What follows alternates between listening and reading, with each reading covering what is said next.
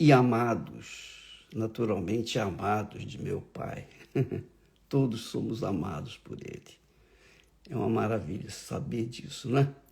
Agora, o que eu queria que você soubesse e precisa saber é a mensagem que o nosso Senhor Jesus deixa para todos nós sobre o filho pródigo. A Bíblia diz, aliás, o texto sagrado diz que o Senhor Jesus, ele falou, o Senhor Jesus falou, saiu da sua boca, um certo homem tinha 2 filhos. É muito importante isso, amiga e amigo. Quando a gente lê a Bíblia, a gente tem que ter essa consciência. Deus fala com a gente. Quando nós oramos, nós falamos com Deus. Então, há uma comunicação dele para conosco e uma comunicação nossa para com ele. Então, Jesus falou, um certo homem tinha 2 filhos, e o mais moço deles, o mais moço, o que quer dizer isso? O mais moço, a meu ver, é o filho, é o segundo filho. Claro, porque o primeiro, o primogênito, era o outro, o irmão dele. E esse mais moço disse para o pai, pai, dá-me a parte dos bens que me pertence. E o pai não titubeou. A gente vê aqui, isso é muito forte. O pai não argumentou com ele, meu filho, o que você vai fazer? Não, o pai atendeu de pronto. Às vezes, nós somos como esse filho, que queremos a nossa parte, pedimos a Deus alguma coisa que não é a vontade dele, mas ele é pai, e é óbvio, ele quer atender o pedido do filho. Assim que somos nós para com os nossos filhos, não é? Eles pedem alguma coisa, se a gente pode dar, então a gente vai atendê-los, não é? Por quê? Porque são filhos. Então, o filho mais moço, ele disse, me dá a minha parte dos bens. E o pai deu a metade da fazenda para ele, do bem. E é interessante que eu aprendo o seguinte, que o pai, com certeza, ficou entristecido com aquele pedido do filho, mas atendeu, fez a vontade dele. Eu lembro quantas vezes a gente pede a Deus alguma coisa que não é a vontade de Deus. E depois a gente se arrepende. Já aconteceu isso comigo. E eu cheguei ao ponto de pegar a Bíblia e falei, olha, Senhor, está aqui escrito. O Senhor quem falou, se vós estiverdes em mim e as minhas palavras estiverem em vós, pedireis o que quiserdes e vos será feito. E eu falei, está aqui escrito, pedireis o que quiserdes. Então eu quero isso que está aqui, ó. Eu quero isso. Aí fiz o meu pedido. E cobrei, e cobrei dele o cumprimento daquela promessa. Eu não queria saber se era a vontade dele, eu queria saber que era a minha vontade, eu queria que fosse atendido, queria ser atendido. E eu fui atendido. Depois, eu me arrependi, porque eu vi a besteira, a estupidez que eu havia, de atitude que eu havia tomado. E então, novamente, quando eu vi que eu tinha feito besteira, mas isso já tinha passado quase 3 meses, eu falei, não, senhor, olha, está escrito aqui, se vós estiverdes em mim e as minhas palavras estiverem em vós, quer dizer, ele é meu pai, pedireis o que quiserdes. Então agora eu peço que o senhor tira isso de mim. Você vê como é que a gente é criança, né? Infantil. Quantas bobagens a gente faz por causa da imaturidade, infantilidade. Então esse jovem estava agora com a metade dos bens em mãos. Mas ele não saiu imediatamente. Aqui não fala que ele saiu imediatamente. Jesus diz assim, olha, poucos dias depois, quer dizer, ele não esperava, creio eu, que o pai lhe atendesse. Então ele não estava preparado para sair. Ele teve que esperar um pouco, porque ele ia preparar a sua mala, digamos assim, para sair. Então, depois que preparou tudo, ele partiu, foi embora. E foi para uma terra distante, longínqua. E isso é o que nós temos visto na Igreja Universal do Reino de Deus e todas as denominações, todas as igrejas, em todos os lugares. Desde o tempo de Jesus isso acontece. Desde o tempo de Jesus.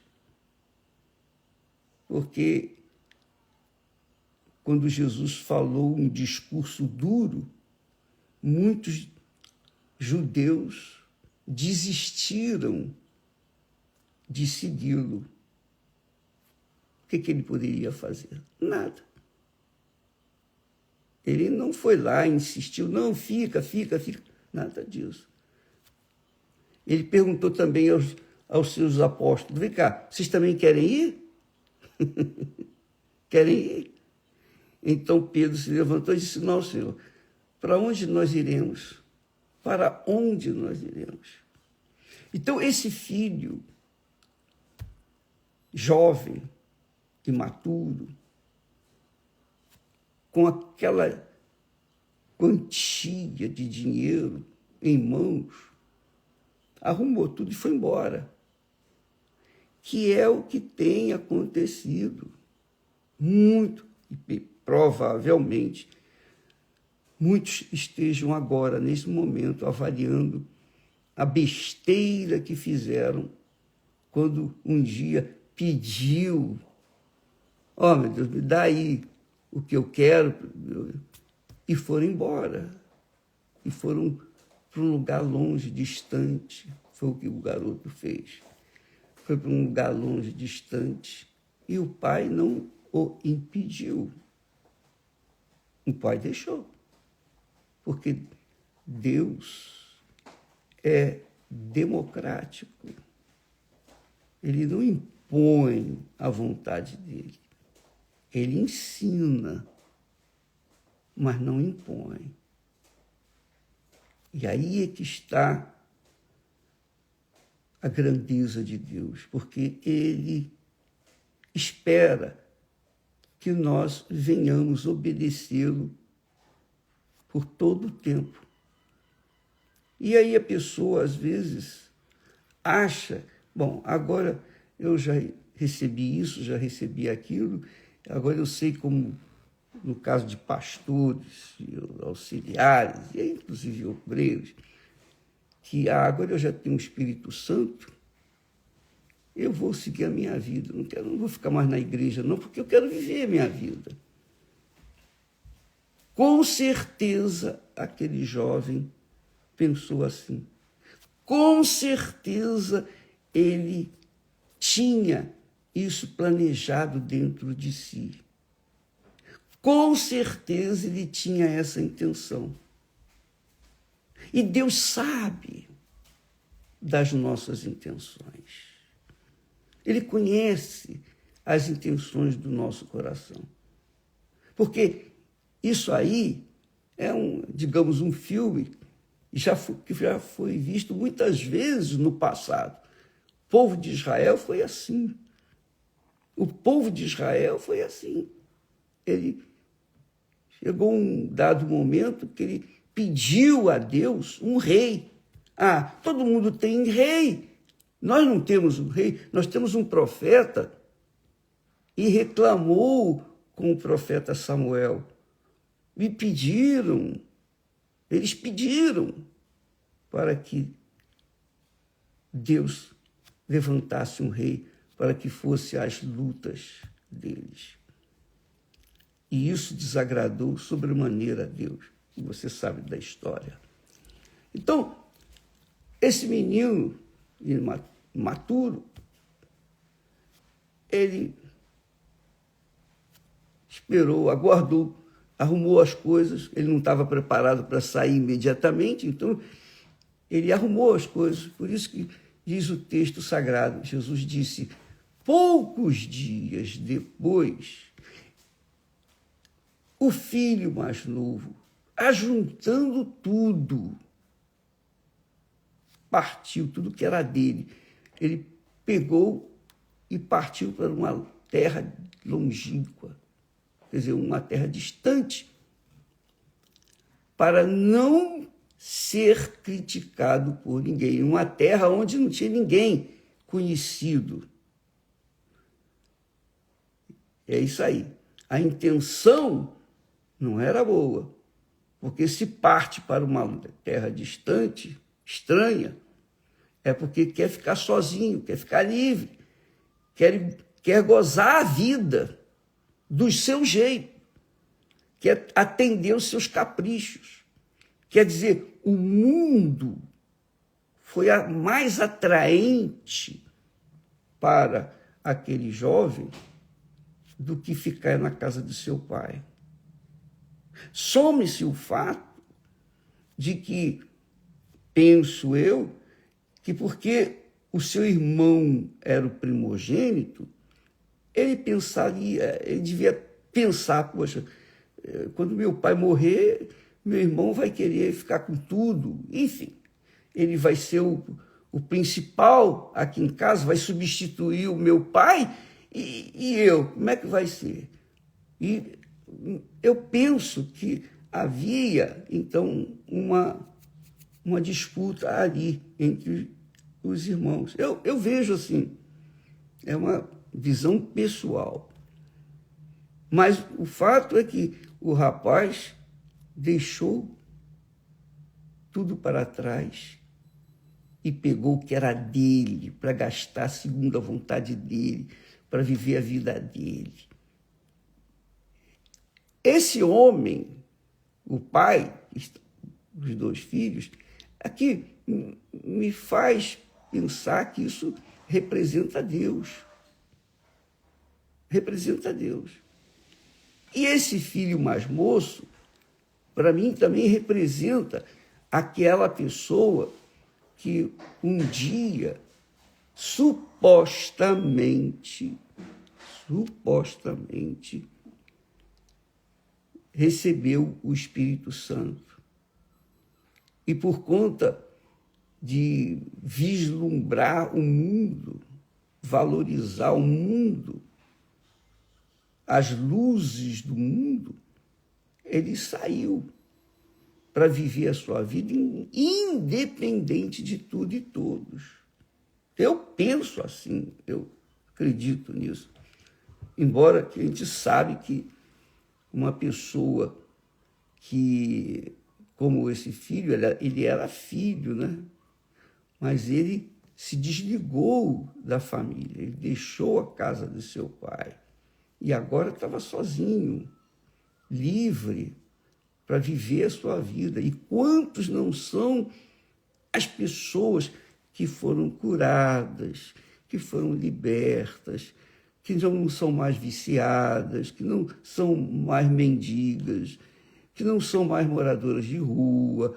Quantas pessoas que tinham uma vida toda destruída, toda arruinada, e que agora que tem a sua vida arrumadinha, tudo certinho, bom, agora eu vou viver essa vida. Eu vou curtir o que eu não curti até aqui, porque a minha vida era só trabalho. Então agora eu vou sair. A minha vida era muito restrita, muito limitada. Pela palavra eu não posso ir a certos lugares, não posso, enfim, gozar a vida do jeito que todo mundo faz. Então a pessoa, como os 9 leprosos, né? Os 9 leprosos falam por si. Jesus curou os 10 leprosos, mas somente um voltou. Somente um voltou para reconhecer Jesus, para agradecer. Quer dizer, somente um foi salvo. Jesus disse que vai para aquele único que voltou, a tua fé te salvou.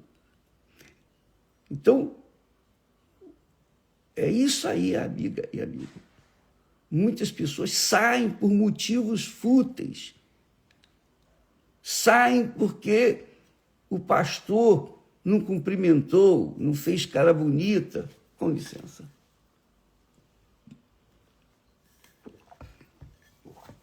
Enfim, elas saem por qualquer motivo, mas tudo isso é gerado num coração corrupto, um coração enganador. E é isso que eu aprendo aqui. Eu aprendi que esse coração enganador é que fez esse jovem olhar o mundo com entusiasmo, com cobiça. Agora, com dinheiro, com condições, ele podia viver do jeito que ele planejava. O seu coração o enganava. A Bíblia fala que Deus fala lá em Jeremias, ele diz assim, eu, o Senhor, esquadrinho o coração. Esquadrinhar o coração é avaliar cada milímetro do coração, do que está dentro da alma. Cada partículazinha, cada partezinha do coração, todo o coração, 100%. E provo as entranhas. E isto para dar a cada um segundo os seus caminhos e segundo o fruto das suas ações. Aí é que está o grande aprendizado nosso, não só dessa atitude do jovem que quis sair, mas mostra que nós carregamos um coração corrupto, embora que, quando a pessoa recebe o batismo com o Espírito Santo, Deus lhe dá um novo coração, um novo espírito. Mas não significa que a pessoa perde a sua liberdade de pensar, de sonhar ou de querer almejar ou desejar as coisas deste mundo, porque Lúcifer era Satanás, é o principal dos anjos. Ele estava no céu, ele era o principal anjo. Lá no céu, em meio à santidade, ele desistiu para viver o seu próprio reinado. Lá no céu. Agora você imagine aqui na terra o coração humano, como é enganador, como ele é corrupto. Porque a pessoa que dá ouvidos ao coração quer dizer dar ouvidos aos sentimentos. E o que vale para Deus não é o que a gente sente ou deixa de sentir, mas o que a gente decide fazer da nossa vida, o que a gente decide, as nossas decisões. Então ele diz aqui, eu esquadrinho o coração e provo as entranhas, as profundezas da alma. E isto para dar a cada um segundo os seus caminhos. Caminho é um lugar por onde a gente passa, por onde a gente anda.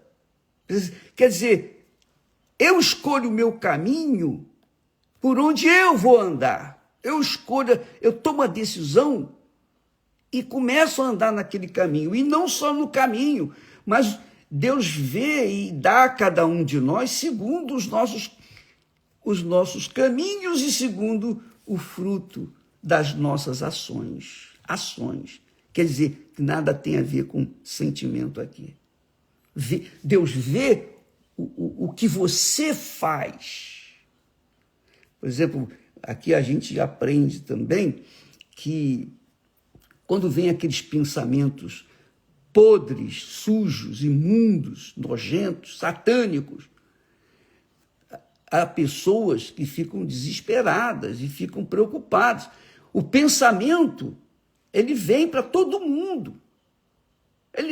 O diabo sopra, fala, tanto quanto qualquer um de nós se expressa, o diabo também se expressa.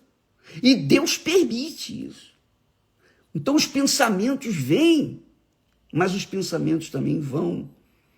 Eu costumo dizer para as pessoas que todas as vezes que vêm pensamentos ruins, imediatamente eu começo a adorar a Deus. E eu disse para Satanás, olha, presta atenção, toda vez que você me trouxer esse pensamento, você vai me lembrar que eu tenho que adorar a Deus, e eu adoro a Deus. É a resposta que eu dou. Então, amiga e amigo, nós temos muita coisa para aprender com esse filho mais novo, com a sua audácia, coragem de sair, deixar tudo para trás, família, tudo, e pegar os seus bens e sair a gastar. Deus vê as nossas atitudes e ele viu o coração daquele jovem e ele provou para si mesmo que ele queria era viver na gandalha, curtir o mundo. Deus viu essa intenção naquele filho. E é aí que a pessoa começa a sair de casa quando dá ouvidos a esse coração, a esses desejos, a essas cobiças, e toma decisão. E faz. Porque às vezes a pessoa guarda isso dentro de si. Há muita gente dentro das igrejas que carregam dentro de si o sonho do jovem rico, desse jovem aí.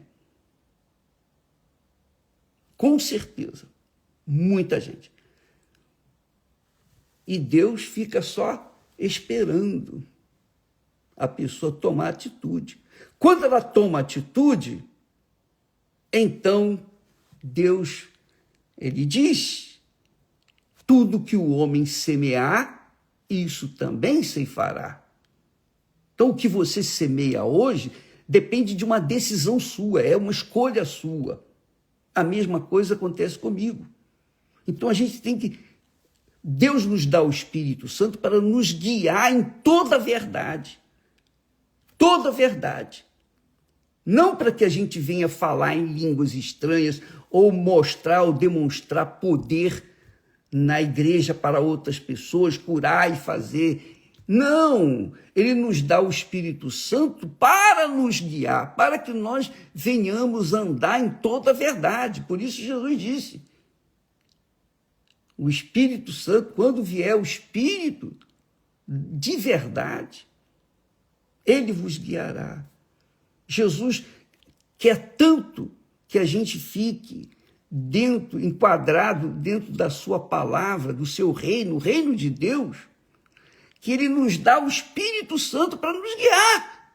Ele não só nos oferece a salvação, mas ele também nos dá o Espírito dele, o próprio Deus em Espírito, para nos guiar. Ele fez isso e faz isso com todos nós. Você está entendendo?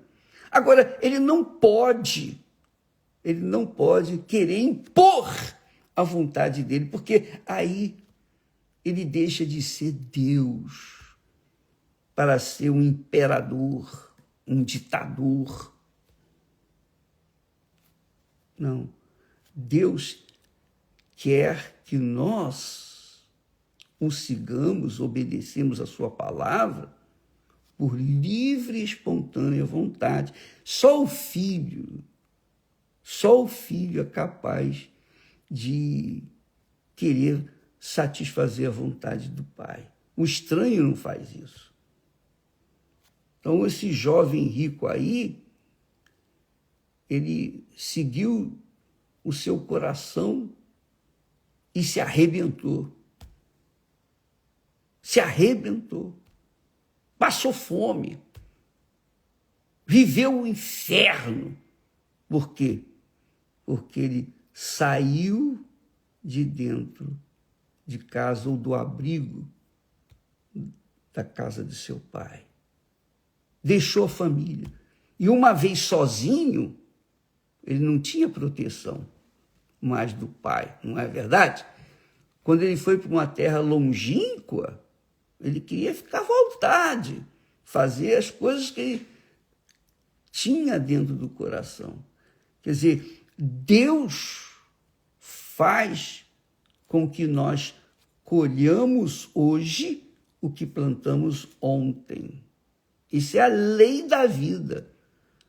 Colheremos amanhã o que estamos plantando hoje. Quer você tenha o Espírito Santo ou não, amiga e amigo. Quem quer que seja, eu vou colher amanhã o que eu estou plantando hoje. Com certeza. Com ou sem o Espírito Santo. Sendo ou não homem de Deus, não importa. Eu vou colher o que eu plantei. Todos colhem, com certeza, no futuro, o que plantaram no presente. Isso aconteceu. Agora, uma coisa bacana, eu vou falar isso mais tarde, amanhã, sobre a sinceridade. Deus permitiu que esse jovem passasse pelo inferno da vida. E por que Deus permitiu? Amanhã nós falaremos, mostrar para você, porque se der tudo hoje, é muita informação, é muita revelação. Amanhã nós estaremos falando mais. Por que Deus deu uma chance para ele?